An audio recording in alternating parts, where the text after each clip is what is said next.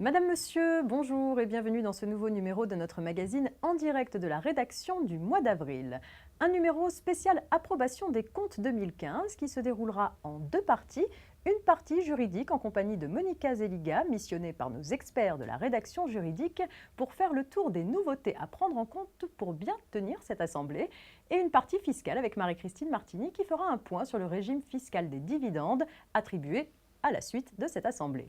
Il est temps à présent d'accueillir Monica. Bonjour Monica. Bonjour Marianne. Alors avec vous, nous allons voir les points importants pour mener à bien cette approbation des comptes. Mais avant de partir dans le détail et la nouveauté, je rappelle l'essentiel. Les dirigeants des sociétés commerciales doivent soumettre chaque année les comptes de la société à l'approbation des associés, affecter le résultat et, le cas échéant, chiffrer les dividendes à verser aux associés. C'est bien ça? C'est exactement cela et c'est un sujet d'actualité pour toutes les sociétés qui clôturent au 31 décembre. Elles doivent organiser l'approbation de leurs comptes sociaux avant le 30 juin 2016.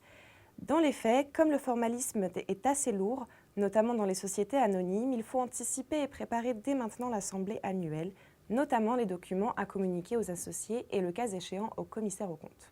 Alors quelles sont cette année les nouveautés à prendre en compte pour bien préparer cette assemblée annuelle? Alors, il y a une nouveauté importante pour les SARL qui va bien leur faciliter la vie. Depuis le 1er juin 2015, et si les associés l'acceptent, le gérant peut les convoquer non plus par lettre recommandée, mais par courrier électronique. D'accord. Les associés qui vont approuver ou non les comptes vont voter au vu des comptes, bien sûr, mais aussi au vu du rapport de gestion rédigé par le dirigeant. Dans les sociétés anonymes, le rapport doit cette année contenir de nouvelles mentions, n'est-ce pas? Oui, mais la nouveauté ne touche pas toutes les SA. Seules sont concernées les SA cotées, ainsi que celles dont le bilan ou le chiffre d'affaires dépasse 100 millions d'euros et qui emploient plus de 500 salariés.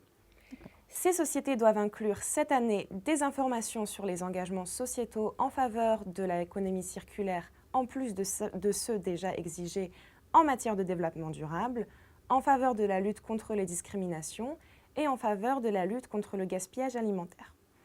L'année prochaine, en 2017, le rapport devra comporter en plus la manière dont la société prend en compte les conséquences sur le changement climatique de son activité et de l'usage des biens et services qu'elle produit. Très bien. La loi Macron a également modifié le contenu du rapport de gestion en ce qui concerne les informations relatives aux mandataires sociaux.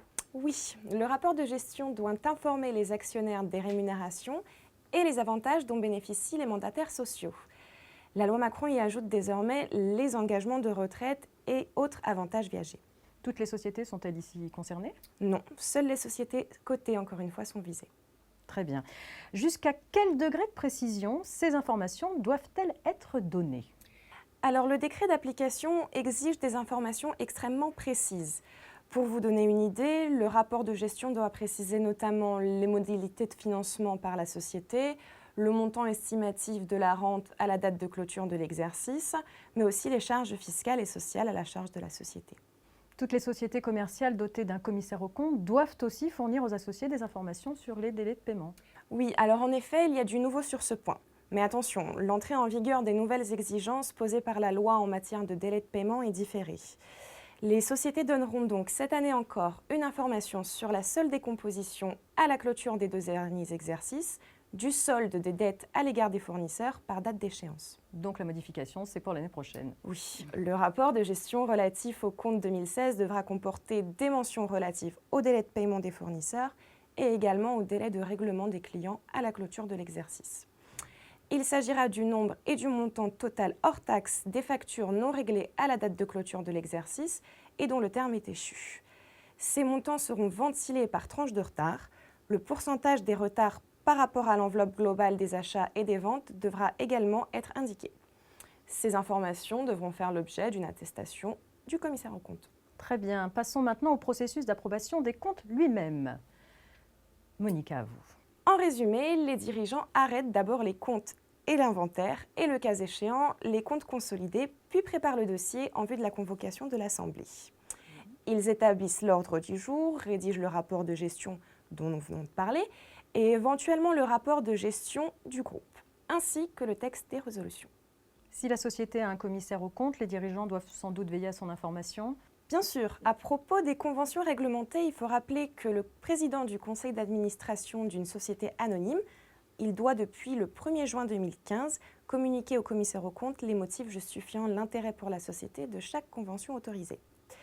Par ailleurs, le conseil d'administration doit procéder chaque année à l'examen des conventions autorisées au cours d'exercices antérieurs dont l'exécution s'est poursuivie. Tout ceci doit être communiqué au commissaire aux comptes et ce dernier établit un rapport sur les conventions réglementées qui contiendra ces informations. Alors parlons maintenant des informations dues aux actionnaires. Alors les obligations d'information sont à la charge des dirigeants de SA et elles sont lourdes. Les actionnaires doivent en effet disposer d'informations liées à l'envoi d'une procuration et à l'envoi d'un formulaire de vote à distance. Ils disposent également d'un droit de communication qui s'exerce au siège social à compter de la convocation et de plus, à compter de la communication des documents nécessaires à l'information des actionnaires, tout actionnaire a la faculté de poser par écrit des questions auxquelles le conseil d'administration ou le directoire sera tenu de répondre au cours de l'Assemblée. Alors, l'Assemblée se tient au siège social ou dans tout autre lieu du département, sauf clause statutaire contraire, c'est ça? Oui, mais attention, la visioconférence est interdite pour cette Assemblée générale ordinaire. Une feuille de présence doit être tenue et signée par tous les associés présents. Le bureau de l'Assemblée est constitué, les documents sont déposés et si les conditions de quorum sont remplies, les débats commencent après le rappel de l'ordre du jour. Enfin, les résolutions sont votées. Les décisions prises par l'Assemblée générale ordinaire sont constatées dans un procès-verbal et les pouvoirs doivent y être annexés à peine de nullité des délibérations de l'Assemblée. Et enfin, une publicité des comptes est effectuée. Et on termine donc par ces formalités de publicité des comptes que doivent effectuer les sociétés. Alors, les dirigeants ne doivent pas oublier de déposer auprès du greffe du tribunal de commerce un exemplaire des comptes de la société, sans le rapport de gestion, dans le délai d'1 mois après l'Assemblée pour un dépôt papier et dans les 2 mois si le dépôt est électronique. D'accord. Les sociétés de petite taille bénéficient depuis peu d'une option pour la confidentialité de leurs comptes. En quoi consiste cette option ? Alors les micro-entreprises ont en effet la possibilité de ne pas rendre public leur compte annuel déposé au greffe en y joignant une déclaration de confidentialité. Les petites entreprises, quant à elles, vont pouvoir également ne pas publier leur compte de résultats. Et ces mesures s'appliquent aux comptes des exercices clos à compter du 31 décembre 2015 et qui seront déposés au greffe à compter du 7 août 2016. Très bien, merci Monica pour toutes ces informations. Merci Marianne.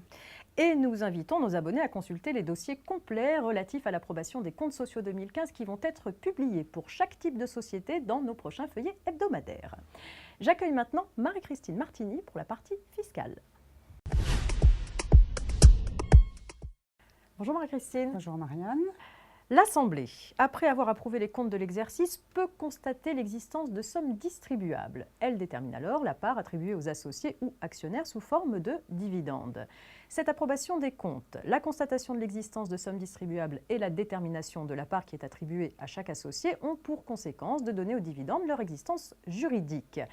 D'un point de vue fiscal, est-ce que ce droit acquis aux dividendes les rend imposables pour l'associé, Marie-Christine ? Bien non, en matière fiscale, en fait, la décision de l'Assemblée n'est pas dans certains cas le fait générateur de l'imposition. C'est le cas en impôt sur les revenus. En impôt sur le revenu, les dividendes ne sont imposables à l'impôt sur le revenu que si l'associé, l'actionnaire, peut en disposer. Et donc cette mise à disposition, elle résulte en général du paiement des dividendes. Est-ce que les dividendes portés sur des comptes d'associés doivent être regardés comme répartis, même si en fait ils n'ont pas été prélevés par les associés ? Oui, les dividendes qui sont individualisés sur des comptes d'associés nominatifs sont considérés comme répartis et imposables au nom de l'associé puisque celui-là peut en disposer. En revanche, quand le dividende est inscrit sur un compte global de dividendes à payer, non collectif, eh bien, l'associé ne peut pas prélever les dividendes sur ce compte et dans ce cas-là, eh bien, ils ne sont pas imposables. D'accord. Est-ce que ce principe est général et s'applique à toutes les situations fiscales? Non, ce n'est pas le cas. En matière d'ISF, par exemple, le droit aux dividendes des actionnaires prend naissance à la date de la décision de l'Assemblée générale. Je vous rappelle que pour l'ISF, c'est la situation au 1er janvier de l'année d'imposition qu'il convient de prendre en compte. Donc, si au 1er janvier, l'Assemblée générale a décidé une distribution de dividendes et alors même que le dividende n'a pas été versé, eh bien, ce dividende devra être pris en compte dans la déclaration d'ISF. Alors, quelles sont les situations pratiques? C'est le cas quand il y a des exercices décalés. Par exemple, il y a une société qui clôture ses comptes le 31 juillet. Elle doit faire son assemblée dans les 6 mois. Alors, prenons l'exemple d'une assemblée qui a lieu le 15 décembre, qui dessine un dividende. Le dividende devra être déclaré pour l'ISF 2016, alors qu'il ne sera payé que l'année suivante. D'accord. Est-ce qu'il y a d'autres cas dans lesquels le dividende est pris en compte avant d'avoir déjà été payé? Oui, c'est le cas en matière de fiscalité d'entreprise et en matière comptable. En matière comptable, lorsque le dividende est attribué à une entreprise associée, eh bien cette entreprise doit être considérée comme ayant acquis sa créance de dividende et elle le porte donc dans ses comptes. En revanche, en matière fiscale, le dividende doit être imposé pour l'entreprise lorsqu'il a été payé. Donc là, on a une divergence entre le résultat comptable et le résultat fiscal. Et donc, il y a un retraitement extra-comptable et là aussi, ça se passe en règle générale quand on a des exercices décalés. Alors, il y a quand même une particularité à rappeler pour les entreprises qui relèvent de l'impôt sur le revenu. Parce que pour ces entreprises qui ont des titres en portefeuille et que le portefeuille titre eh bien, n'a pas de lien avec l'activité professionnelle, eh bien là, on va faire jouer ce qu'on appelle la théorie du bilan, c'est-à-dire que le dividende qui est considéré comme marginal devra rester rattaché au résultat imposable de l'entreprise. En revanche, celui qui n'a pas ce caractère, il devra être extourné des comptes de l'entreprise pour être imposé séparément à l'impôt sur le revenu au nom du bénéficiaire. D'accord. La société qui distribue des dividendes a un certain nombre d'obligations déclaratives à accomplir. Oui. Y a-t-il des changements en cette matière en 2016?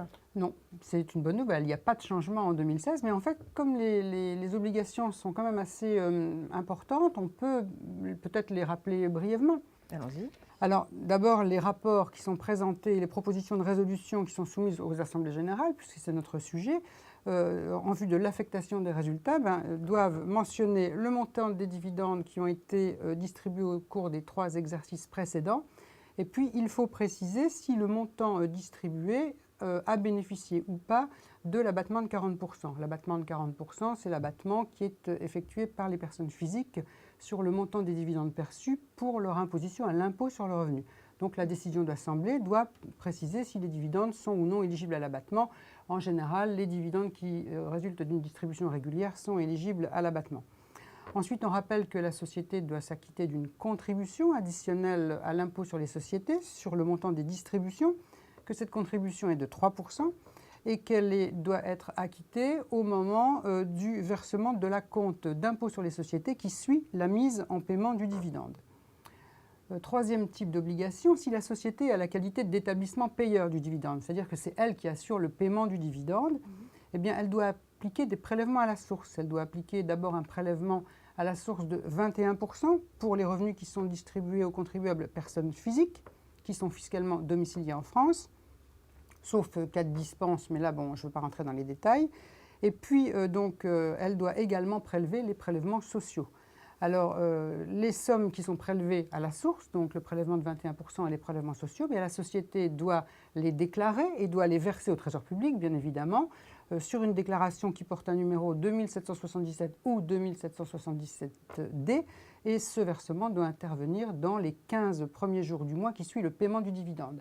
Alors là, une petite attention, il n'y a pas eu de modification de la périodicité des versements de cette retenue à la source sur les dividendes, alors qu'il y a eu une modification en ce sens pour d'autres retenues à la source qui sont devenues non pas mensuelles mais trimestrielles et qui concernent les salaires, les pensions, les rentes viagères, mais pas les dividendes. Les dividendes, c'est toujours une déclaration mensuelle.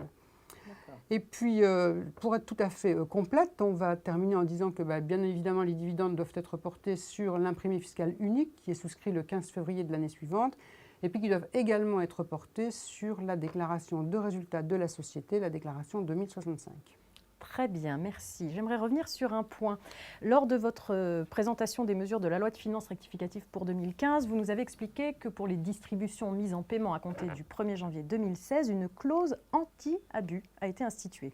Oui. Cette clause anti-abus concerne les dividendes distribués dans le cadre d'un montage mis en place, d'une part pour obtenir à titre d'objectif principal un avantage fiscal allant à l'encontre de l'objet ou de la finalité de la loi, oui. Et qui n'est pas authentique. Oui. Donc cette clause va s'appliquer aux distributions décidées par les assemblées tenues en 2016 pour toutes les sociétés. Est-ce qu'il y a quelque chose à faire dès à présent pour se prémunir des risques liés à cette nouvelle réglementation ? Oui, en fait, il faut un peu rappeler le contexte général. Donc, ce dispositif anti-abus, qu'est-ce qu'il concerne d'abord? Il concerne d'abord l'exonération de retenue à la source sur les dividendes qui sont versés par une société mère, par une société filiale française à sa société mère qui est établie dans l'Union européenne. Et puis cette clause anti-abus concerne également l'exonération de dividendes dont bénéficient les sociétés françaises dans le cadre de ce qu'on appelle le régime des sociétés mères et filiales. Donc sont concernés les dividendes sortants, c'est-à-dire ceux qu'on paye à la fameuse société mère établie dans l'UE, et puis les dividendes entrants, c'est-à-dire ceux qu'on reçoit d'une société mère dans laquelle on a une participation supérieure à un certain pourcentage. Alors vous me demandez ce qu'il faut faire pour se prémunir de la clause anti-abus. Bien, d'abord, il faut sans doute auditer les structures de détention qui existent en Europe pour vérifier que les zones de risque de remise en cause de ces deux exonérations des dividendes entrants pour la retenue à la source et du régime mère-fille pour les dividendes entrants, eh bien, cette exonération, il faut vérifier qu'on respecte bien les nouveaux critères. Alors, pour ce qui concerne les dividendes sortants, il peut s'agir donc de détentions qui sont détenues dans des sociétés françaises par l'intermédiaire de holdings interposés et qui seraient elles-mêmes détenues par des personnes qui ne remplissent pas pour bénéficier de l'exonération. Si par exemple la holding intermédiaire est détenue par des personnes physiques ou encore par des sociétés qui ne sont pas dans l'Union européenne, eh bien, l'exonération à la source pourrait éventuellement être remise en cause sur le plan du dispositif anti-abus. Pour le régime des sociétés mères et filiales, donc les dividendes entrants, c'est à mon avis un peu plus difficile, mais ça n'empêche pas la vigilance. Mais alors Marie-Christine, pourquoi y a-t-il moins de risques avec le régime mère-fille ? Bien, pour le régime mère-fille, il faut d'abord rappeler un préalable, c'est que le régime à l'origine a été mis en place pour éviter une double imposition.